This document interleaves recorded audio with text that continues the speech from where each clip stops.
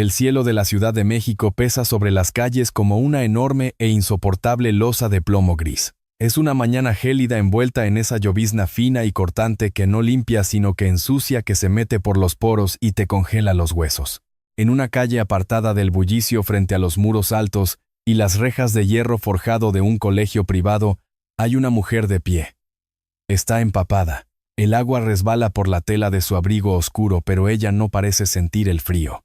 Lleva unas gafas de sol inmensas que intentan inútilmente ocultar un rostro desfigurado por el insomnio y las lágrimas crónicas.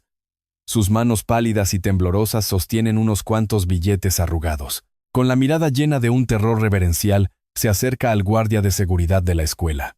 No le habla con la voz potente que hace vibrar los cines. Le susurra, le suplica, le entrega el dinero a escondidas, como si estuviera comprando contrabando en un callejón. El guardia toma los billetes, asiente en silencio y mira hacia otro lado dándole apenas unos minutos.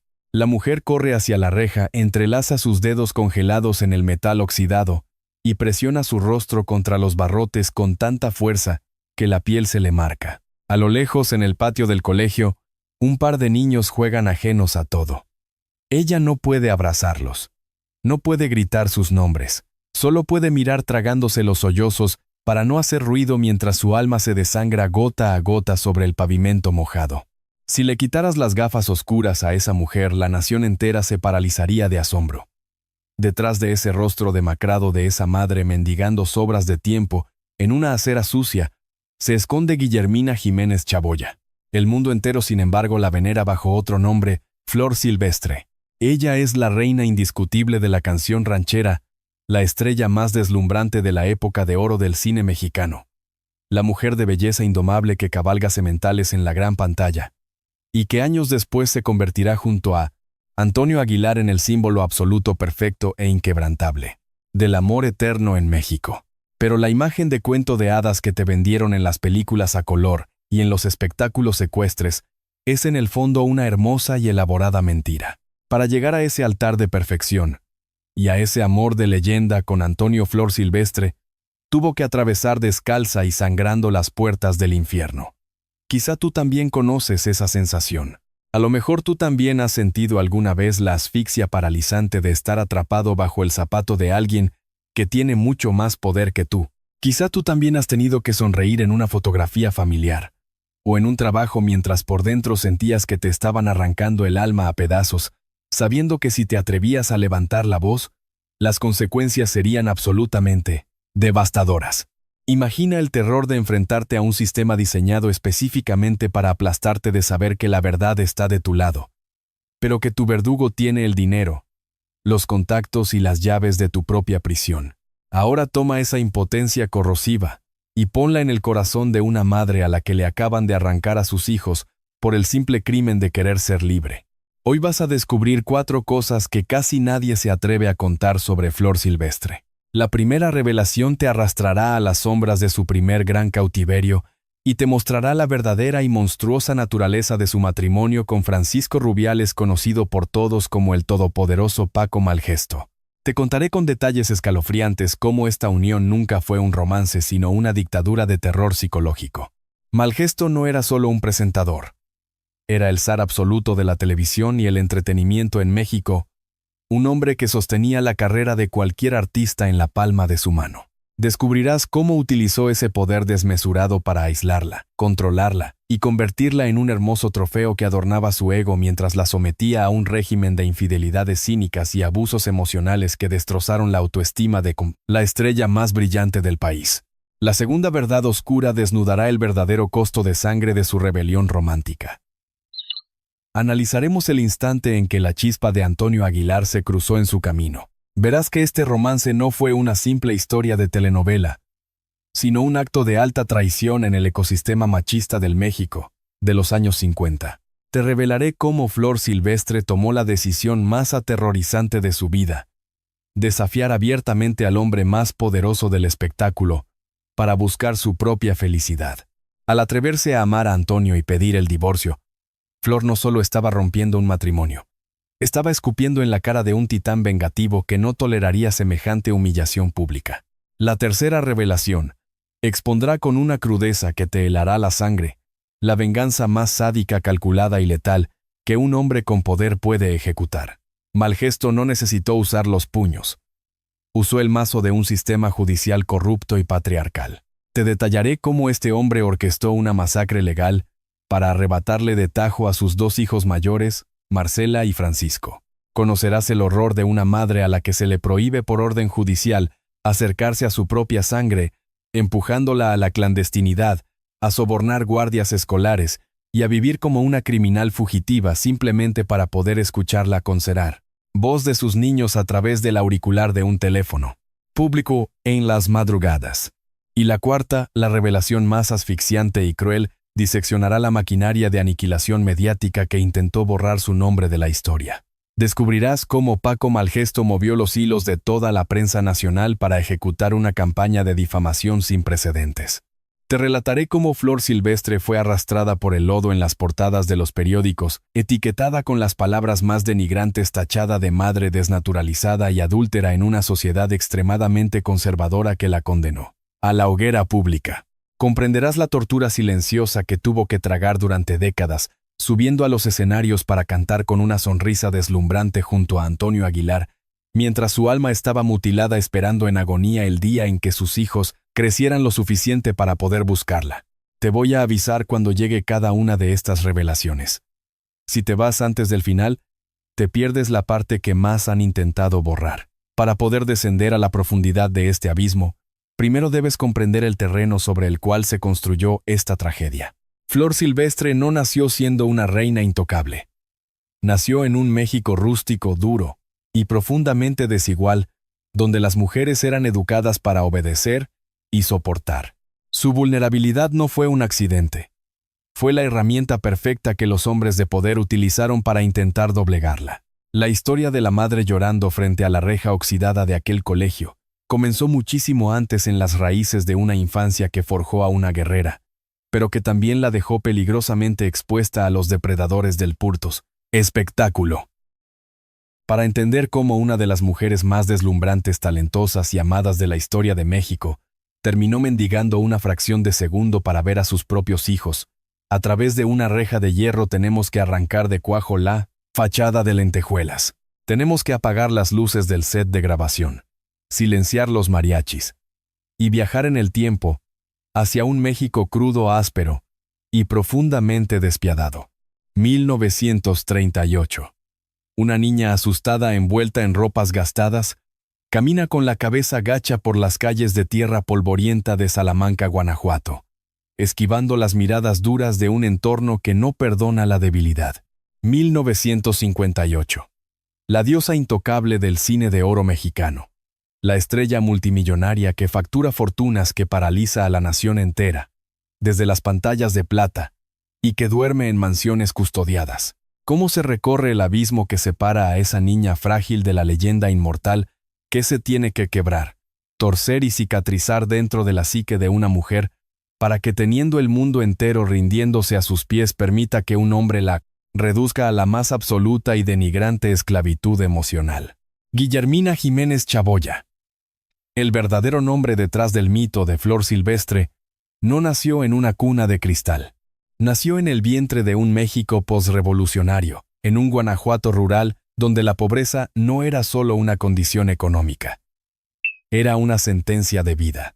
Era la tercera de 7 hermanos en una familia numerosa que luchaba a diario contra la asfixia de la escasez.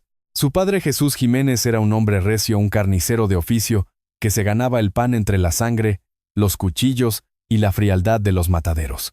Y esa misma dureza, esa misma frialdad cortante, era la que imperaba dentro de las 4 paredes de su casa.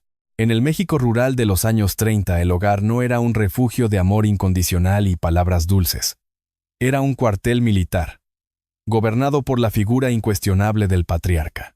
El machismo no era una simple actitud de la época, era la ley absoluta de la gravedad. El machismo dictaba hasta dónde podía llegar tu imaginación antes de ser castigada.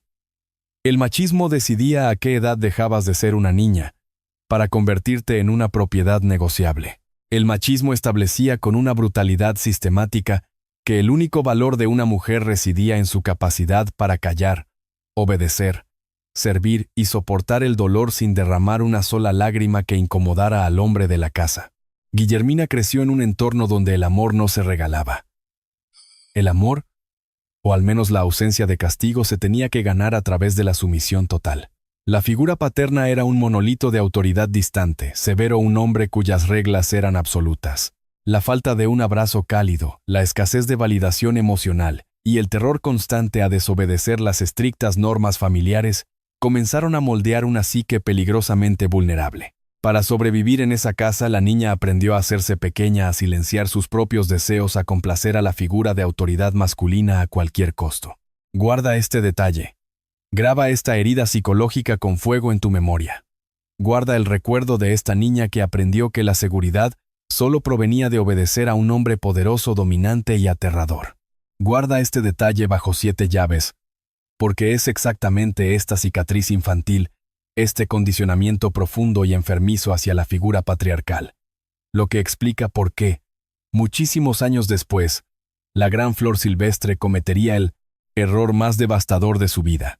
Esta sed insaciable de aprobación y este terror subconsciente al abandono y al castigo masculino fueron el abono perfecto para que ella cayera cegada e indefensa en las garras manipuladoras del zar de la televisión, Paco Malgesto. Ella no vio en él a un monstruo. Vio la figura de autoridad que su mente había sido programada para obedecer desde la cuna. A lo mejor tú también has sentido. Quizá tú también conoces esa sensación paralizante y asfixiante de crecer en un hogar donde sentías que caminabas sobre cáscaras de huevo. A lo mejor tú también has tenido que lidiar con un padre autoritario, una madre fría o un entorno familiar donde tu voz no importaba absolutamente nada. Imagina lo que es ser un niño que solo busca un abrazo, un estoy orgulloso de ti, y recibir a cambio una mirada de hielo o una reprimenda severa. Piensa en cómo esa carencia emocional te persigue hasta la adultez, cómo te convierte en un imán para parejas tóxicas, narcisistas o controladoras, simplemente porque tu cerebro confundió el control y el abuso con protección. Imagina el terror de darte cuenta de que por más lejos que huyas, sigues buscando inconscientemente a tu propio verdugo. Esa era la bomba de tiempo que latía en el pecho de la joven Guillermina. Cuando la asfixia económica empujó a la familia a abandonar Guanajuato y probar suerte en la monstruosa Ciudad de México, Guillermina no comenzó a cantar porque soñara con abrigos de bisón o portadas de revistas. Comenzó a cantar por hambre. Comenzó a cantar para ayudar a sostener a sus hermanos, para quitarle un peso de encima a sus padres. Su voz, un torrente de melancolía y fuerza ranchera, no era un capricho artístico, era un grito de supervivencia. Pero la Ciudad de México de los años 40 no era un lugar para niñas asustadas.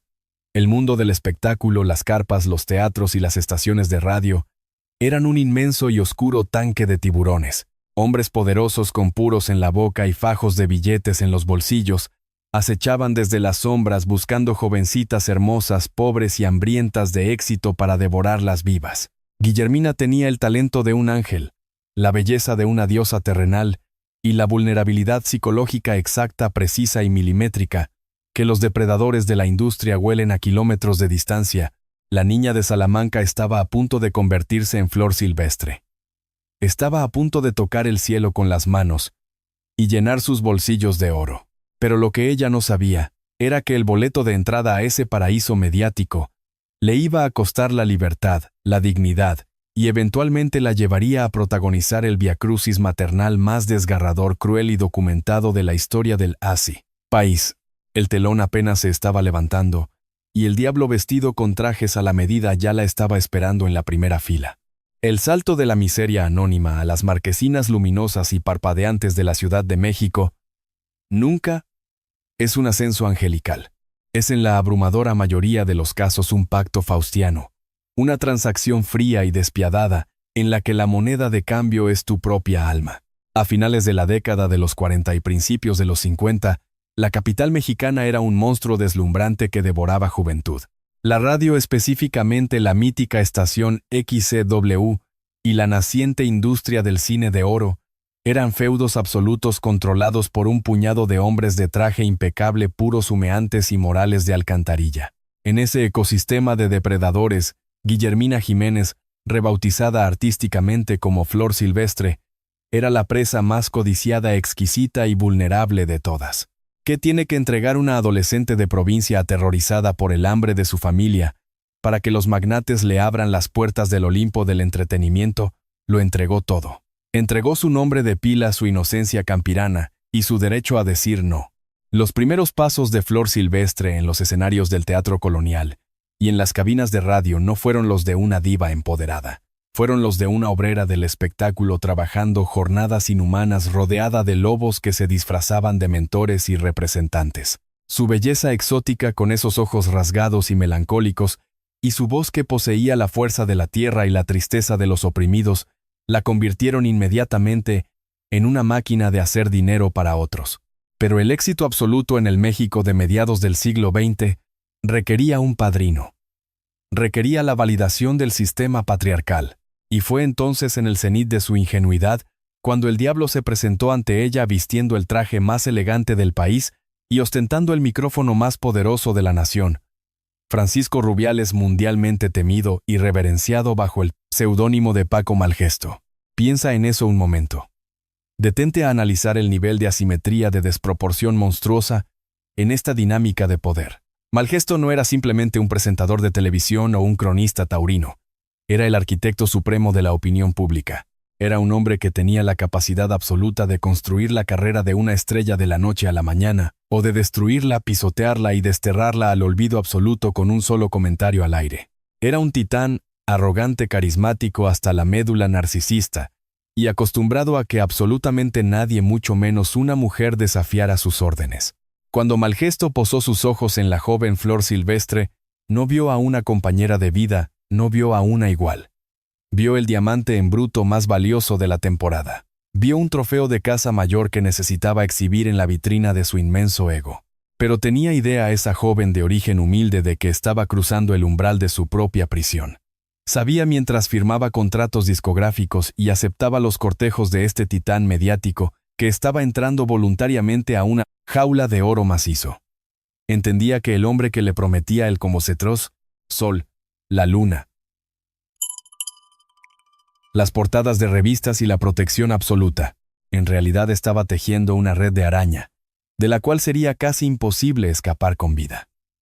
Comprendía que los aplausos ensordecedores del público y los piropos de su poderoso pretendiente eran en realidad el sonido metálico de los premerente, candados cerrándose permanentemente a sus espaldas. ¿Acaso sospechaba que el precio de convertirse en la señora de Malgesto sería abdicar por completo al trono de su propia voluntad? Las primeras concesiones que Flor tuvo que hacer parecían pequeñas, los típicos peajes de la fama, pero en realidad eran los cimientos de su calabozo. El sistema la envolvió en una ilusión de seguridad y prestigio, jugando magistralmente con ese trauma infantil del abandono y la pobreza que llevaba incrustado en los huesos. Malgesto se erigió como la figura paterna protectora, el proveedor absoluto, el escudo contra los peligros del mundo del espectáculo, logrando que ella bajara todas sus defensas. Tuvo que sonreír y agachar la cabeza cuando el dinero que ella generaba con su voz era administrado por otros. Tuvo que tolerar que su imagen pública fuera moldeada y dictada por las conveniencias de la industria televisiva que su pareja dominaba. Tuvo que aceptar las primeras sutiles y venenosas infidelidades de un hombre que se creía dueño y señor de todas las mujeres de México. Tuvo que silenciar su intuición femenina, esa voz interna que le gritaba que corriera lejos, porque el miedo a perder el estatus y el terror a enfrentarse a la ira del hombre más influyente del país la paralizaban por completo. Tuvo que firmar el contrato más oscuro de todos, el acta de matrimonio de 1953, creyendo que compraba amor cuando en realidad estaba legalizando su propia esclavitud emocional. A lo mejor tú también has sentido. Quizá tú también conoces esa asfixia sutil, esa trampa de miel que se cierra lentamente sobre ti. A lo mejor tú también has estado en una relación o en un empleo donde al principio te deslumbraron con promesas de grandeza, con protección, con atenciones desmedidas que te hicieron sentir especial e intocable. Pero con el paso del tiempo esa protección se transformó en control absoluto. Imagina darte cuenta de que tu pareja o tu jefe no te cuida porque te ama, sino porque te considera su propiedad privada. Imagina el pánico frío en el estómago al descubrir que te han aislado de tus redes de apoyo, que han minado tu confianza hasta hacerte creer que sin ellos no eres nada, y que si intentas irte, usarán todo su poder para destruirte. Públicamente. Piensa en el dolor de tener que fingir una sonrisa de gratitud mientras por dentro te estás asfixiando. Multiplica ese nivel de terror por la mirada escrutadora de millones de espectadores que leían las revistas del corazón y creían que tu vida era un maldito cuento de hadas. Esa era la jaula de oro de Flor Silvestre. Había escalado hasta la cima de la pirámide social y económica de México. Dormía en sabanas de seda, viajaba en automóviles de lujo y su rostro iluminaba las pantallas de los cines más majestuosos de América Latina. Se había convertido en la esposa del zar, en la madre de sus hijos Marcela y Francisco. Ante los ojos del público, ella había ganado el juego de la vida. Pero en el silencio sepulcral de su mansión, cuando los focos se apagaban y el maquillaje se lavaba, Flor Silvestre era una prisionera de guerra. Una mujer cuyo espíritu indomable estaba siendo sofocado diariamente por la arrogancia, el engaño y el machismo tiránico de un hombre que jamás toleraría que su trofeo desarrollara alas propias. La bomba de tiempo estaba activada, y el encuentro fortuito con un charro de voz profunda y alma noble estaba a punto de ser la chispa que haría detonar el imperio entero de Paco Malgesto, desatando la venganza más cruel de la historia del Camante. Espectáculo. Para mediados de la vertiginosa década de los 50, México no tenía una familia real coronada, pero tenía algo infinitamente más hipnótico y poderoso. Tenía a Flor Silvestre y a Paco Malgesto. El ascenso de la niña que alguna vez caminó por las calles polvorientas de Guanajuato había sido de una brutalidad meteórica, desafiando cualquier pronóstico. Para 1955 el nombre de Flor Silvestre ya no era solo un nombre. Era una marca corporativa gigantesca, un imperio estético y sonoro que generaba ríos inagotables de dinero. Era la estrella indiscutible de la canción ranchera, la musa que llenaba los cines a reventar y cuyos discos se agotaban antes de tocar los estantes de las tiendas. Su rostro perfecto adornaba todas y cada una de las revistas de mayor circulación en el continente. Imagina el nivel de poder obsceno, desproporcionado y casi asfixiante que rodeaba a esta pareja.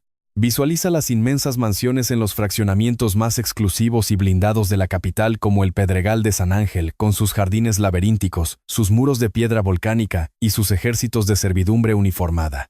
Visualiza los abrigos de bisón, las joyas con diamantes que cegaban a los fotógrafos, los automóviles europeos importados directamente de París o Roma. Las cuentas bancarias se desbordaban con el equivalente a millones de dólares actuales. Juntos, eran los titanes del entretenimiento. Malgesto, por su parte, era el pionero absoluto, el rey Midas de la recién nacida televisión mexicana en el mítico Canal 2.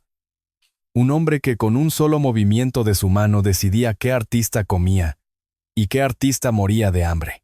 Cuando Flor y Paco entraban a los cabarets de lujo, a las plazas de toros o a los banquetes presidenciales, la élite política y económica del país entero se ponía de pie, aplaudía y hacía reverencias.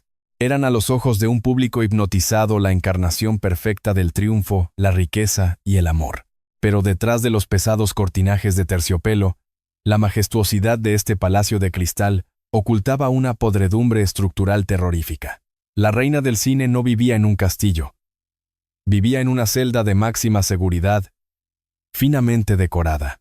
Atención, porque aquí llega la primera revelación. El primer secreto tétrico, la verdad repulsiva que las crónicas de la época encubrieron con sobornos y sonrisas forzadas, es el terrorismo psicológico y la humillación pública sistemática a la que Paco Malgesto sometía a Flor Silvestre en su matrimonio. Desgarremos el velo de la pareja dorada. La historia oficial te dice que fueron un matrimonio exitoso, que simplemente no funcionó. Alescándose tale. La historia real, documentada en los oscuros pasillos de la XCW y en los testimonios de la época, nos revela que Malgesto era un mujeriego empedernido, narcisista y cruel, que no tenía el más mínimo reparo en restregarle sus infidelidades en la cara a la mujer más deseada de México. El verdadero horror no era solo el engaño físico, era la exhibición cínica del poder patriarcal. Malgesto utilizaba su posición como el zar de los medios para mantener romances paralelos con otras actrices coristas y mujeres de la alta sociedad, paseándose por la capital con una impunidad que helaba la sangre. Él podía hacer lo que quisiera, acostarse con quien quisiera y llegar a la hora que quisiera, mientras Flor estaba obligada por contrato legal, social y moral a esperarlo en casa, jugar el rol de la madre perfecta de Marcela y Francisco y sonreír obedientemente frente a las cámaras al día siguiente. Piensa en eso un momento. Detente un segundo y procesa la magnitud de este nivel de tortura psicológica. Imagina ser la mujer más hermosa, aclamada y exitosa de un país entero. Imagina salir a la calle y que multitudes lloren al escucharte cantar, que los hombres más ricos del continente te envíen flores y te declaren su amor. Y luego imagina regresar a tu inmensa mansión, cruzar las puertas de caoba, y que tu propio esposo te trate como a un objeto decorativo, humillándote públicamente con sus amantes, sabiendo que tú no puedes decir absolutamente nada porque él controla los micrófonos, las cámaras y los periódicos de toda la nación. Piensa en la humillación de sentarte a la mesa con los ejecutivos de la televisión, que sabían perfectamente que tu marido te engañaba anoche, y tener que fingir demencia, tragarte el orgullo, y pedir la ensalada con una sonrisa impecable para tacinte, no arruinar la imagen familiar. ¿Qué haces cuando el hombre que te humilla es también el hombre que puede destruir tu carrera con una sola llamada telefónica? El poder absoluto de Malgesto en el México de los años 50 era una guillotina suspendida permanentemente sobre el frágil cuello de Flor Silvestre. El poder de Malgesto dictaba que sus lágrimas de humillación debían ser derramadas en absoluto silencio, escondidas en los inmensos baños de mármol de su residencia. El poder de Malgesto garantizaba que ningún periodista de espectáculos se atreviera jamás a publicar una sola línea sobre sus infidelidades, protegiendo al patriarca y dejando a la víctima en el más completo aislamiento. El poder de Malgesto le enviaba a Flor un mensaje claro y sádico todos los días. Eres una estrella gracias a mí. Y si me desafías, te reduciré a cenizas. El poder de Malgesto transformó el sacramento del matrimonio en una extorsión emocional de 24 horas, donde ella no era una esposa, sino un rehén de alto valor comercial. A lo mejor tú también has sentido. Quizá tú también conoces esa asfixia silenciosa, ese terror paralizante de estar atrapado en una relación con un narcisista que tiene el control de tu entorno. A lo mejor tú también has despertado un día dándote cuenta de que las personas a tu alrededor encubren los abusos de tu pareja porque esa pareja tiene dinero, influencia o carisma. Imagina esa humillación moderna, ese nudo en la garganta, al tener que ir a reuniones familiares o al trabajo escuchando cómo todos alaban a la persona que en privado te destroza la autoestima. Piensa en el dolor de volver a casa buscando refugio, después de darlo todo en el mundo exterior, solo para encontrarte con el cinismo y la frialdad de quien se cree tu dueño. Ahora toma ese sentimiento de impotencia castrante, multiplícalo por la presión de ser la figura pública más famosa de México, y ponlo sobre los hombros de una joven madre atrapada en una sociedad que consideraba el divorcio como un pecado mortal para las mujeres, pero un simple trámite para los hombres. Flor Silvestre estaba en la cúspide del mundo, pero por dentro se estaba marchitando a una velocidad aterradora. Había entregado su libertad a cambio de una protección que resultó ser su peor condena. Estaba en la cima rodeada de riquezas, pero ahogándose en un mar de lágrimas invisibles. Sin embargo, el espíritu indomable que forjó en su niñez pobre no había muerto, solo estaba anestesiado. Y la vida con su ironía macabra estaba a punto de cruzar en su camino a un hombre montado a caballo que encendería la mecha de la rebelión. La jaula de oro estaba a punto de estallar, pero el precio que tendría que pagar por romper los barrotes sería tan alto, sangriento y devastador que la marcaría hasta el último de sus suspiros. El poder absoluto, ese monstruo insaciable que devora almas bajo las luces de los estudios de televisión y las marquesinas de cine, nunca jamás entrega sus favores de forma gratuita. El universo del espectáculo es un prestamista usurero oscuro y despiadado, que siempre viene a cobrar sus deudas, exigiendo carne, sangre y cordura. Cuando Guillermina Jiménez se transformó definitivamente en Flor Silvestre, la superestrella indiscutible de México, no solo firmó contratos discográficos millonarios frente a los ejecutivos, firmó sin saberlo un auténtico pacto con el diablo. Un contrato invisible pero asfixiante que la despojó de su condición humana para convertirla en un producto de consumo masivo y en la propiedad privada de Francisco Rubiales Paco Malgesto. Analicemos milímetro a milímetro la letra pequeña, venenosa y letal de este contrato maldito. La industria del entretenimiento de los años 50 y su propio esposo moldearon una jaula de oro con barrotes tan gruesos que la luz del sol jamás volvía a tocar su verdadera esencia. Para mantener viva la ilusión de la estrella perfecta, sumisa y exitosa, Flor Silvestre fue sometida a un régimen de explotación laboral y emocional que habría quebrado la mente del soldado más fuerte.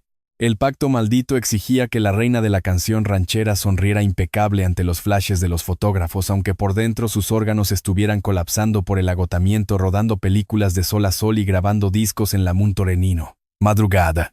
El pacto maldito exigía que trabajara en giras brutales, cabalgando y cantando con el alma desgarrada para seguir alimentando las cuentas bancarias que ella no controlaba en su totalidad. El pacto maldito exigía que su vida privada fuera una fachada de perfección absoluta, obligándola a ocultar sus lágrimas, su depresión y la humillación constante de las infidelidades públicas de su marido para no decepcionar a la sociedad conservadora mexicana. El pacto maldito exigía que ella fuera la fantasía de millones de hombres en la pantalla, pero en la vida real se le negaba estrictamente el derecho a tener voz, a tomar decisiones sobre su propio cuerpo y a mostrar un solo gramo de rebeldía femenina. El pacto maldito exigía que, a pesar de ser la madre de Marcela y Francisco, ella debía entender que esos niños no eran suyos sino herederos del imperio de Malgesto, criados bajo la sombra de una amenaza constante. Pero la verdadera tragedia, el cráter más profundo en la vida de Flor Silvestre en esta etapa, no fue solo la explotación de los estudios cinematográficos. El horror absoluto, el veneno más letal se escondía en la prohibición total de sentir amor verdadero. Y es en esta atmósfera de asfixia total, en este calabozo sin cadenas visibles, donde germinó la semilla de la mayor rebelión en la historia del espectáculo mexicano. Atención, porque aquí llega la segunda revelación.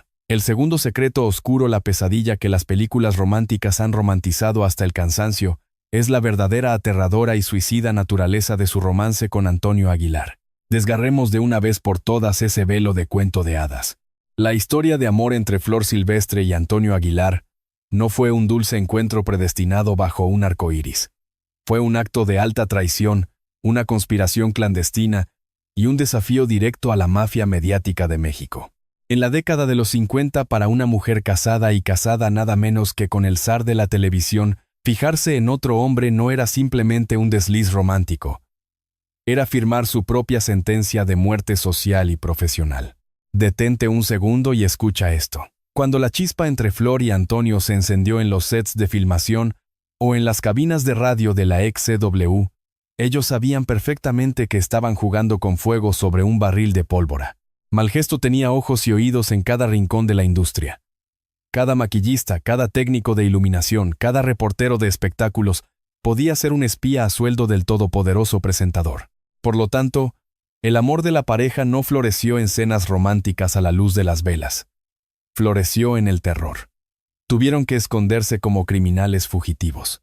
Tuvieron que ahogar sus miradas, comunicarse en claves silenciosas, robarse minutos en pasillos oscuros y vivir con la paranoia constante de ser descubiertos. Antonio Aguilar, un hombre cabal y de valores firmes, tuvo que presenciar en silencio cómo la mujer que amaba regresaba a casa con un verdugo. Y Flor tuvo que soportar la doble vida más agonizante: ser la esposa trofeo frente a las cámaras y amar en las sombras con la intensidad de quien sabe que mañana podría ser destruida.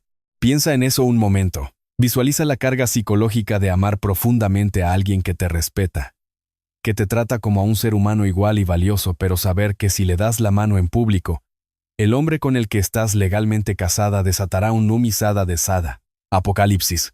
No era solo miedo al divorcio. En aquel México machista e implacable, el divorcio para una mujer significaba el estigma absoluto. Indos cartiva, indos punto compleces, indos cartiva suma mujer. Malgesto no la iba a dejar ir pacíficamente. Su ego de dictador jamás permitiría que su más hermosa propiedad se marchara en los brazos de un cantante de rancheras. Flor Silvestre sabía con una certeza helada y cortante que elegir a Antonio Aguilar significaba desatar la furia de un monstruo dispuesto a utilizar todo el peso del estado, de los medios y de las leyes misóginas para aniquilarla. A lo mejor tú también has sentido. Quizá tú también conoces esa asfixia silenciosa, ese terror paralizante de estar atrapado en una relación destructiva pero no atreverte a salir por miedo a las represalias. A lo mejor tú también has tenido que esconder tus verdaderos sentimientos, ocultar tu esencia, o mantener en secreto a alguien o algo que amas, simplemente porque la persona que tiene poder sobre ti ya sea tu pareja, tu familia conservadora, o tu jefe te destruiría si se enterara. Imagina esa humillación moderna, ese nudo en la garganta al tener que fingir lealtad hacia alguien que te maltrata, mientras tu corazón late desesperadamente por una salida que parece imposible. Piensa en el dolor de vivir vigilado, midiendo cada palabra, cada mirada, aterrorizado de que un solo error revele tu verdad. Ahora toma ese sentimiento de pánico absoluto, multiplícalo por la vigilancia morbosa de toda la prensa de un país entero. Y ponlo sobre los hombros de una mujer a la que le advirtieron que si se atrevía a ser feliz, pagaría con lo que más amaba en este mundo. Flor Silvestre no eligió a Antonio Aguilar por capricho.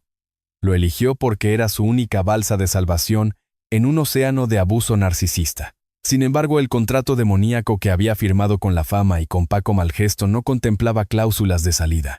La chispa del romance prohibido ya había encendido la pólvora. Y aunque por un tiempo lograron mantener su amor oculto bajo el radar de los espías de la XW, el secreto era demasiado grande. Y el ego del marido demasiado frágil. Las primeras sospechas comenzaron a filtrarse, las miradas en los estudios se volvieron acusadoras y la venganza fría, milimétrica y sádica comenzó a gestarse en la mente del hombre más poderoso de México. La rebelión había comenzado, pero el castigo que se avecinaba sería 1000 veces más aterrador que cualquier jaula de oro. El colapso de un imperio personal nunca comienza con un gran terremoto visible para el público. Comienza con una grieta microscópica, silenciosa y letal en los cimientos de tu propia cordura. A finales de la década de los 50, Flor Silvestre se encontraba en la cúspide absoluta de la cadena alimenticia del entretenimiento latinoamericano. Su rostro estaba en todas las carteleras, su voz inundaba cada estación de radio del país, y su presencia era sinónimo de la más alta realeza mediática.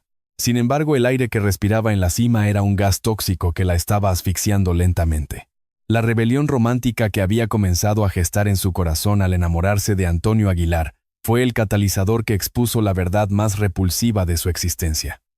No estaba rodeada de amigos, colegas o familiares leales. Estaba rodeada de carceleros, espías y sanguijuelas. La traición no vino de enemigos desconocidos en callejones oscuros.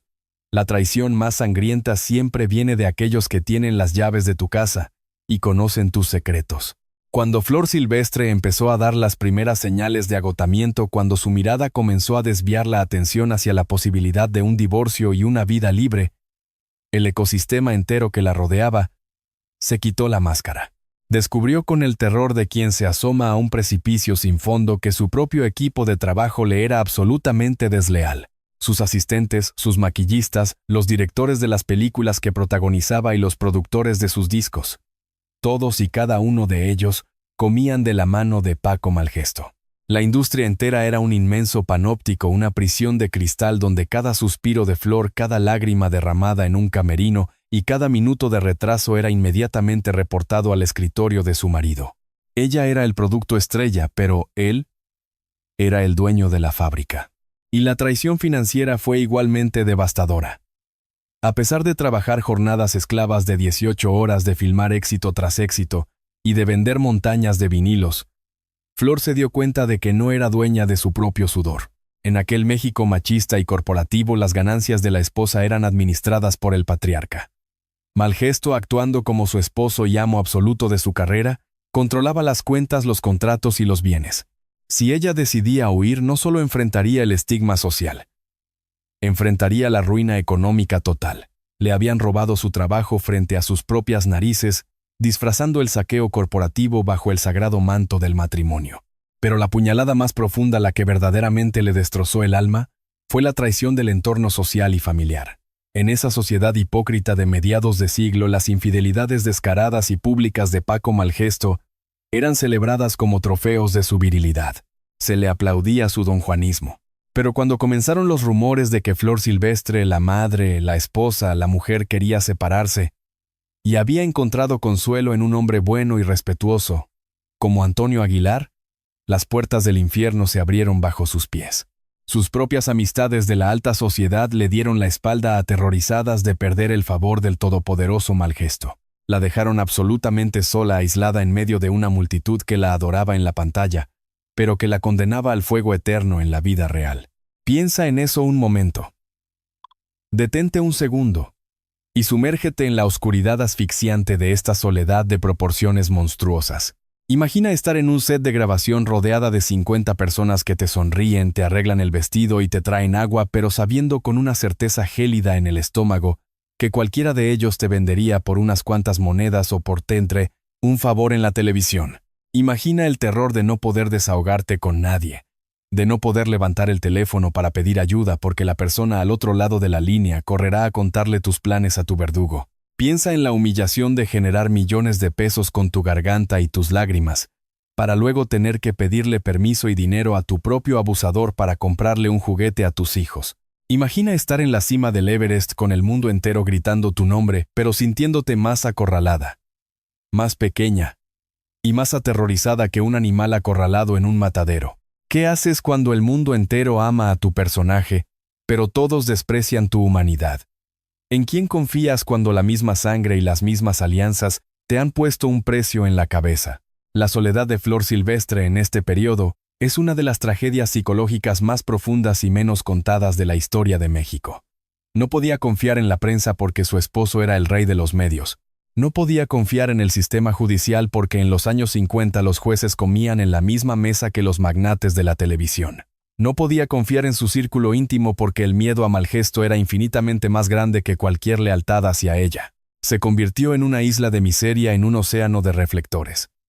Su única ancla a la cordura era el amor clandestino puro y peligroso que compartía con Antonio Aguilar.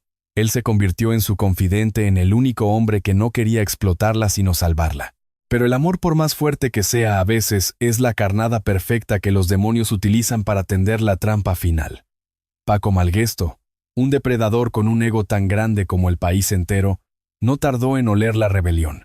Un narcisista de su calibre no soporta perder el control sobre su propiedad, y mucho menos soporta la humillación pública de ser reemplazado por otro hombre del espectáculo. Cuando la confrontación final se volvió inevitable, cuando Flor finalmente reunió el valor infrahumano para plantarse frente al dictador de su casa y exigirle el divorcio y su libertad, el aire en la Ciudad de México pareció congelarse.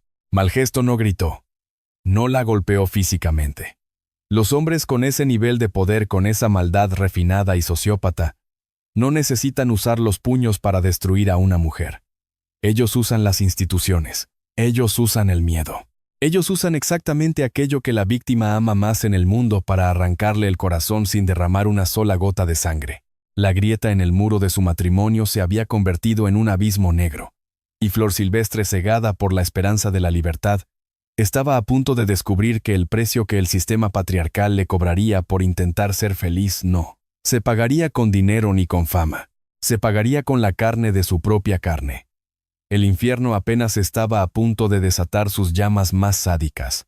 El momento exacto en que una mujer acorralada decide romper sus cadenas no es un instante de triunfo glorioso. Es un salto ciego hacia un abismo cargado de navajas. Cuando Flor Silvestre, exhausta de la humillación constante de la doble vida asfixiante y del abuso narcisista, finalmente se plantó frente a Paco Malgesto para exigirle el divorcio y reclamar su derecho a amar a Antonio Aguilar el Oxígeno. En la habitación desapareció. Ella creyó en un último destello de ingenuidad que estaba negociando el fin de un matrimonio fallido. Pero un dictador no negocia con sus prisioneros. Un zar no perdona la insurrección. Al pronunciar la palabra divorcio, Flor no estaba firmando un simple papel legal. Estaba declarándole la guerra total, frontal y suicida al hombre que controlaba los hilos, las cámaras y los tribunales de toda la nación. La respuesta de Malgesto no fue un estallido de furia descontrolada o un simple arrebato de celos. Fue muchísimo peor. Fue la frialdad milimétrica, sádica y calculada de un cirujano dispuesto a amputarle el alma sin anestesia para asegurarse de que jamás volviera a caminar derecha. Atención, porque aquí llega la tercera revelación. El tercer secreto oscuro. La herida purulenta que las biografías edulcoradas y los programas de televisión intentan pasar por alto es la masacre legal y la venganza monstruosa que Malgesto orquestó para arrebatarle el derecho humano y fundamental de ser madre. Detente un segundo y escucha esto. En el México patriarcal, misógino y profundamente conservador de finales de los años 50, la justicia no era ciega. La justicia tenía precio, tenía género, y Paco Malgesto tenía la chequera más grande del país. Él no se conformó con arruinar su paz mental. Él apuntó directamente al centro neurálgico de su existencia, sus dos hijos pequeños, Marcela y Francisco. Utilizando su inmenso poder, su red de complicidades con jueces de altas esferas y un ejército de abogados implacables, Malgesto ejecutó un despojo legal que hoy sería considerado un crimen de lesa humanidad emocional. En un abrir y cerrar de ojos a la estrella más grande de México, se le despojó absolutamente de la patria potestad. Se le prohibió legal física y categóricamente acercarse a sus propios hijos. El sistema judicial, convertido vilmente en el brazo armado del ego herido de un presentador de televisión, dictaminó que ella era una mujer indigna, una adúltera que no merecía el título de madre. El dolor que se desató a partir de esa firma judicial es un agujero negro que desafía toda descripción humana. La imagen de la primera escena de nuestra historia regresa aquí con una fuerza devastadora y asfixiante. Le robaron el derecho primario de arropar a sus niños por las noches, condenándola a imaginar sus rostros en la oscuridad de una habitación de hotel vacía. Le robaron los cumpleaños, las navidades, los primeros pasos y los abrazos de consuelo, reemplazándolos por órdenes de restricción frías, selladas y amenazantes. Le robaron su dignidad pública, obligándola a mendigar minutos, a sobornar a los guardias de seguridad del colegio privado y a esconderse detrás de gafas oscuras bajo la lluvia, solo para poder ver a sus hijos jugar a través de una reja de lenir asunta mientesere, hierro oxidado sin poder gritar sus nombres. Le robaron su propia sangre, convirtiéndola en una fugitiva emocional en su propia ciudad, aterrorizada de que si se acercaba demasiado los tentáculos de su exmarido, la enviarían directamente a una celda de prisión. A lo mejor tú también has sentido. Quizá tú también conoces esa sensación de asfixia y desesperación total cuando el sistema entero se pone en tu contra. A lo mejor tú también te has enfrentado a una injusticia brutal, a un tribunal, a una burocracia ciega, o a una mentira gigantesca que te ha arrebatado algo que te pertenecía por derecho, y te has dado cuenta de que por más que grites la verdad, nadie te va a escuchar porque tu adversario tiene más poder, más dinero o mejor reputación que tú.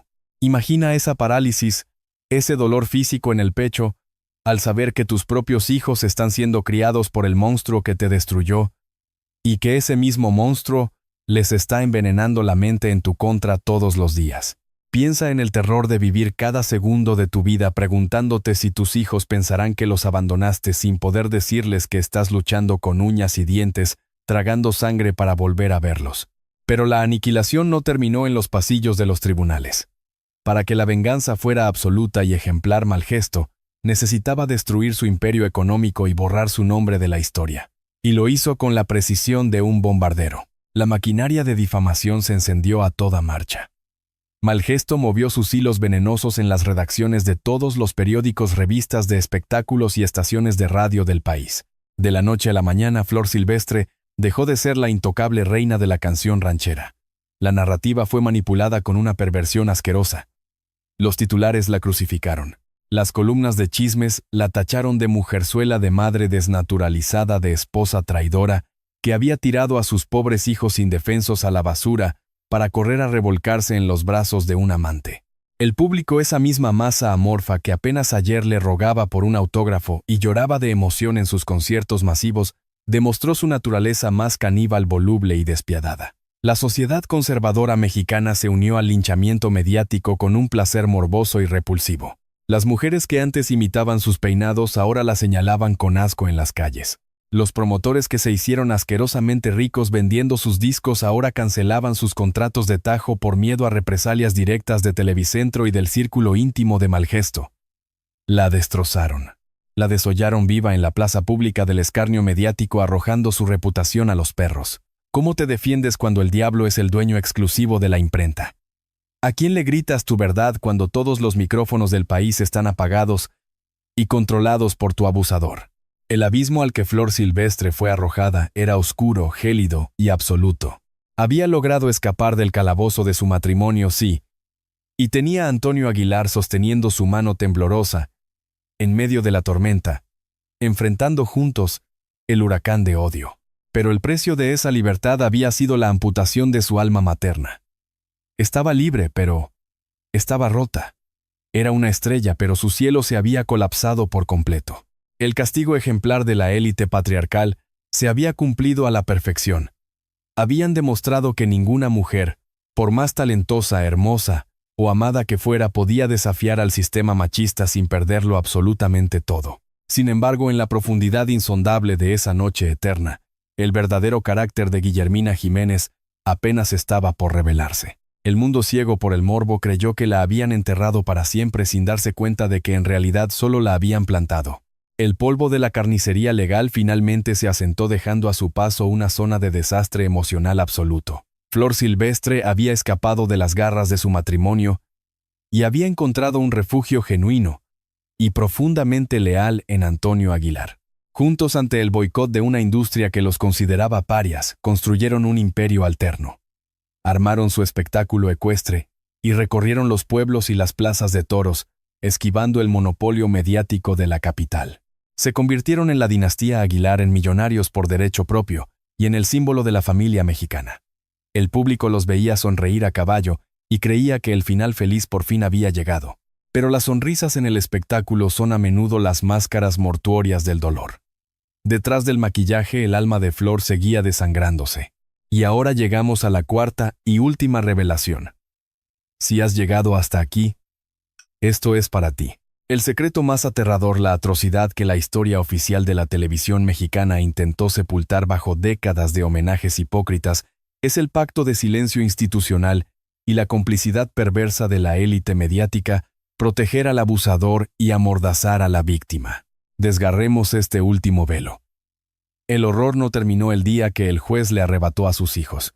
Se extendió por décadas. ¿Por qué Flor Silvestre, siendo tan poderosa y rica junto a Antonio Aguilar, nunca pudo sentarse en la televisión nacional para gritar su verdad y recuperar a Marcela y Francisco? ¿Por qué el robo de sus hijos fue reducido a un oscuro rumor de pasillo durante más de 20 años? Detente un segundo y escucha esto. La verdad fue secuestrada porque Francisco Rubiales Paco Malgesto no era un ciudadano común. Era el rey Midas y el pilar fundamental de Telesistema Mexicano, hoy Televisa. Era íntimo amigo de los magnates de las comunicaciones y de los políticos de la más alta esfera. La élite se protege a sí misma con una lealtad caníbal. El sistema dictaminó una condena al olvido. La orden no escrita en las televisoras y los grandes diarios era absoluta. Nadie le daría un micrófono a Flor Silvestre para manchar la imagen del presentador estrella de México. Malgesto salía todos los días en pantalla venerado como un caballero y un padre ejemplar, mientras la mujer a la que le había destrozado la vida tragaba bilis en silencio. ¿Quiénes se beneficiaron de esta macabra omisión? Los hombres de traje que movían los hilos del país. Si permitían que Flor Silvestre triunfara y recuperara su voz, sentarían un precedente peligrosísimo. Habría sido un mensaje de empoderamiento para millones de mujeres oprimidas. El patriarcado necesitaba que ella fuera un ejemplo de castigo, no un símbolo de liberación. El silencio mediático fue la herramienta quirúrgica para advertirle a cualquier mujer que si desafiaba el ego de un hombre poderoso, perdería hasta el derecho a la queja pública. Piensa en eso un momento. Analiza la magnitud aplastante de esta impotencia. Flor Silvestre tenía dinero para comprar inmensas propiedades y el amor incondicional de su esposo, pero carecía del poder más básico de un ser humano libre: contar su propia historia. ¿Te imaginas la tortura de ser víctima de una injusticia que te arranca las entrañas y ver cómo tu verdugo es premiado, aplaudido y convertido en una leyenda nacional? ¿Te imaginas el terror de saber que si hablabas con la prensa independiente, los tentáculos de la élite destruirían la carrera de Antonio Aguilar y de tu nueva familia? La impotencia de Flor Silvestre frente a este leviatán mediático es el verdadero núcleo trágico de su existencia. Era dueña de escenarios inmensos, pero prisionera en una celda de silencio impuesta por los magnates. Podía comprar los caballos más caros del mundo, pero no un solo segundo en televisión para decir: Malgesto me robó a mis hijos. Era reverenciada como la gran matriarca criando a Toño y Pepe, pero cargando el hueco fantasma y sangrante de los niños que le arrancaron. Tenía que sonreír en las entrevistas cuando le preguntaban por su familia, tragándose las lágrimas por los hijos que el poder machista le había amputado con la complicidad de todo un país. A lo mejor tú también has sentido. Quizá tú también conoces esa frustración venenosa, esa sensación de estar atrapado en una mentira gigantesca que todos deciden creer por conveniencia. A lo mejor has sido víctima de alguien manipulador, carismático y con poder, un jefe, un familiar respetado, Una expareja que logró convencer a todos de que tú eras el villano. Imagina esa asfixia cuando intentas defenderte y descubres que a nadie le importa la verdad porque es más fácil ponerse del lado del poderoso. Piensa en el desgaste del alma que significa seguir con tu vida sabiendo que el abusador camina libre, recibiendo aplausos mientras tú llevas las cicatrices ocultas bajo la ropa. Ahora eleva esa injusticia a escala nacional y transmítela en horario estelar todos los domingos. Flor Silvestre no se rindió. Su paciencia fue la de una esfinge. Esperó tragando fuego durante años hasta que sus hijos crecieron y Malgesto perdió su poder terrenal con la muerte. Solo entonces Marcela y Francisco, ya adultos, pudieron cruzar esa barrera invisible y reencontrarse con la madre que siempre los amó desde las sombras. Pero el tiempo perdido, los años de infancia robados y las lágrimas bajo la lluvia jamás fueron devueltos. La élite cobró su cuota con intereses exorbitantes, dejándonos una lección terrorífica sobre el verdadero y asqueroso precio de la libertad en un mundo diseñado por los dueños del micrófono. Cuando el eco de los mariachis se apaga definitivamente en las inmensas arenas, cuando el polvo de los espectáculos ecuestres vuelve a asentarse en la tierra, y las luces de los cines de oro se funden para siempre, lo que queda flotando en el aire no es el glamour de una estrella. Es un silencio espeso, frío y profundamente acusador. Contemplar la vida de Flor Silvestre. Mirar más allá de las faldas bordadas de su amor legendario con Antonio Aguilar y de su estatus como matriarca multimillonaria, no debería llenarnos de una simple nostalgia folclórica. Debería, si nos queda un gramo de empatía humana, desgarrarnos el pecho. Porque su historia no es solo la biografía de una cantante ranchera. Es una autopsia en tiempo real de la condición humana, cuando es sometida a la radiación tóxica letal e implacable del poder absoluto y la venganza patriarcal. Es en este abismo de reflexiones donde debemos detenernos, a apagar el ruido del espectáculo y plantearnos la gran pregunta que nadie en la alta sociedad quiere responder. ¿Puede el dinero en su forma más pura, obscena y abundante comprar la verdadera paz? Nos han vendido desde el día exacto en que nacemos la inmensa, conveniente y cruel mentira de que la riqueza material es un escudo impenetrable. Creemos de forma ingenua y desesperada que si logramos acumular suficientes millones, si logramos que el mundo entero nos reverencie y aplauda, seremos absolutamente inmunes al sufrimiento de los simples mortales. Pero la verdad que nos escupe el caso de Flor Silvestre es infinitamente más oscura y nauseabunda. El dinero no te hace invulnerable frente a un sistema diseñado para aplastarte. A veces, simplemente eleva el escenario para que tu crucifixión sea vista por millones de espectadores. La fama absoluta no cura la soledad ni te devuelve a los hijos que te fueron arrancados. Simplemente financia los muros de hormigón de tu propia prisión de silencio y le da a tus verdugos un motivo más grande para destruirte. Este es un requiem por Guillermina Jiménez Chaboya. Una elegía oscura, solemne y cargada de un dolor antiguo por la mujer de carne, hueso y lágrimas que fue devorada viva por el inmenso ego de un dictador mediático y por la silenciosa complicidad de un país entero. Si miramos más allá de los discos de platino y de la sonrisa impecable frente a las cámaras, no podemos evitar sentir una aplastante y asfixiante compasión por su existencia. Piensa en esa madre que tuvo que maquillarse la tristeza todos los días de su vida. El sistema patriarcal y judicial no la vio como a un ser humano. La vio como una propiedad rebelde que necesitaba ser castigada de la forma más brutal, pública y ejemplar posible para que sirviera de escarmiento. El dinero de sus películas no compró la piedad de los jueces corruptos que le quitaron la patria potestad, compró la tinta con la que firmaron su sentencia. El dinero de sus giras internacionales no compró un solo abrazo de Navidad de Marcela y Francisco. Compró los inmensos y fríos pasillos de una mansión donde sus risas infantiles no existían. El dinero de sus discos no compró el respeto de la prensa. Compró las rotativas que imprimieron las calumnias más viles para destrozar su reputación. El dinero jamás, bajo ninguna maldita circunstancia, le compró la paz. Solo financió la anestesia necesaria para soportar una guerra psicológica que duró décadas.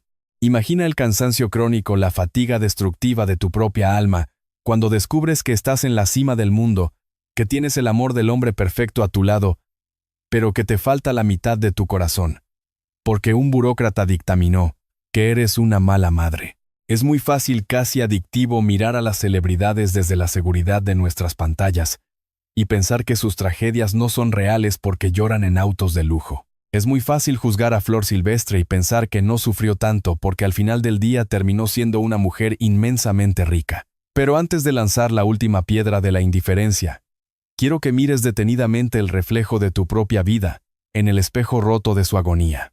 Porque la verdad incómoda, la que te revuelve el estómago en las noches de insomnio, es que la distancia emocional entre su miseria multimillonaria y tu realidad diaria es mucho más estrecha y terrorífica de lo que tu ego te permite admitir. Quizá tú también has tenido que tomar decisiones así: callar cuando querías gritar, bajar la mirada cuando una injusticia brutal ocurría justo frente a tus ojos, ya sea en tu oficina, en un tribunal de familia o en tu propia casa, porque el terror a perder tu trabajo, tu estabilidad o la frágil custodia de tus propios hijos era mucho más grande que tu sed de justicia. A lo mejor tú también has sentido esa parálisis asfixiante que te congela la sangre. ¿Cuántas veces has tenido que tragarte tus palabras, morderte la lengua hasta hacerla sangrar frente a un ex narcisista que utiliza a tus hijos como moneda de cambio, eligiendo mirar hacia el suelo y ceder por el simple miedo a que les hagan daño psicológico? ¿Cuántas veces has permitido que un jefe abusivo o una figura de autoridad cruce todos tus límites morales, pero te has quedado petrificado asumiendo el rol del empleado dócil o del familiar sumiso, solo para mantener las sagradas apariencias de que todo está bien y poder pagar el alquiler a fin de mes? ¿Cuántas veces te has puesto una armadura de hierro para salir a un mundo que literalmente te drena la vida, fingiendo ser fuerte frente a tus amigos cuando por dentro te estabas rompiendo, sabiendo con un dolor gélido en el pecho que si muestras debilidad, los lobos de la sociedad te van a despedazar? La escala es diferente, por supuesto que lo es.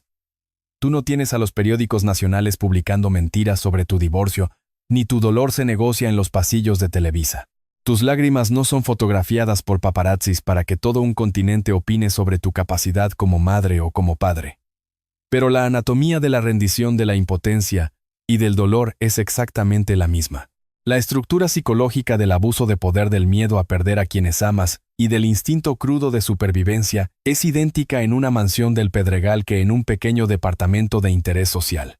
El dolor insoportable de ver a tus hijos a través de un cristal o de no poder darles lo que merecen, porque el sistema te ha arrinconado, tiene exactamente el mismo sabor a ceniza y a bilis en la boca. Esa es la empatía oscura y dolorosa que nos ata inexorablemente a la tragedia de Flor Silvestre. Ella sacrificó su nombre, su paz mental y décadas de maternidad por el simple, puro y humano deseo de ser libre y amar de verdad, y terminó siendo masacrada por aquellos que decían ser los guardianes de la moralidad.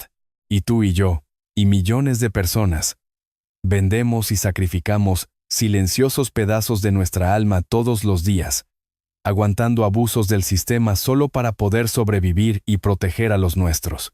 El verdadero precio de existir en este mundo no es el esfuerzo físico. La factura más macabra es la pérdida gradual de nuestra esencia, al darnos cuenta de que frente a las garras del poder, el amor y la verdad casi siempre tienen las manos atadas. Cuando las luces de los inmensos foros de televisión finalmente se apagan, cuando el eco ensordecedor de los aplausos se disuelve en el viento helado de la historia, y los nombres de los magnates quedan reducidos a letras borrosas en los prágar, archivos olvidados de los periódicos, lo que sobrevive no es la versión oficial escrita por los poderosos. Lo que sobrevive, palpitando bajo la tierra, con un dolor latente, es el peso aplastante de la verdad.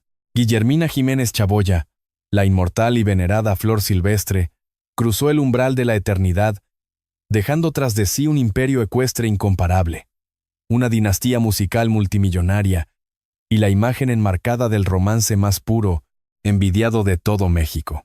Sin embargo, al apartar brutalmente el maquillaje perfecto, al silenciar las trompetas alegres del mariachi y al raspar la superficie brillante de ese cuento de hadas folclórico, la auditoría final del karma nos presenta una factura que nos presenta si tunta si con DS, corta la respiración y nos hiela la sangre en las venas.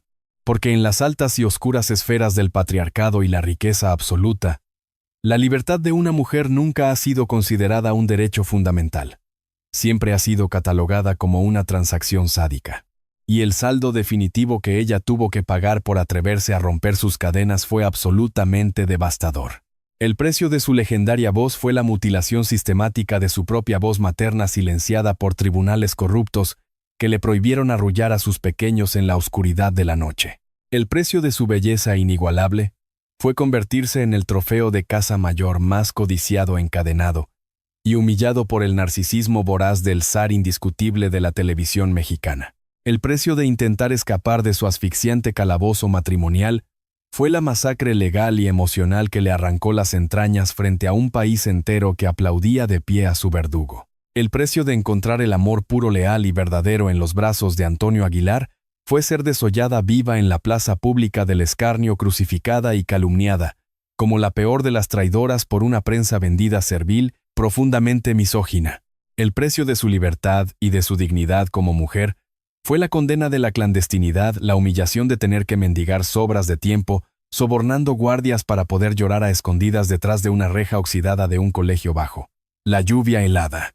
El precio de proteger el futuro de su nueva familia y su naciente imperio fue tragar bilis radiactiva durante décadas, firmando un pacto de silencio institucional, observando impotente y en la penumbra cómo el hombre que le destruyó el alma era venerado nacionalmente como un héroe intocable. De la El Port. De El Port. Pantalla chica. El precio de coronarse como la matriarca dorada y absoluta de la dinastía Aguilar fue al final de este macabro y gigantesco teatro llevar tatuada en el centro del pecho la cicatriz invisible, sangrante e incurable de todos aquellos años de infancia robada que jamás ni con todo el oro del mundo pudo devolverle a su propia carne. Al final del día, el ciclo del poder absoluto es una maquinaria perfecta, insaciable y completamente desprovista de compasión.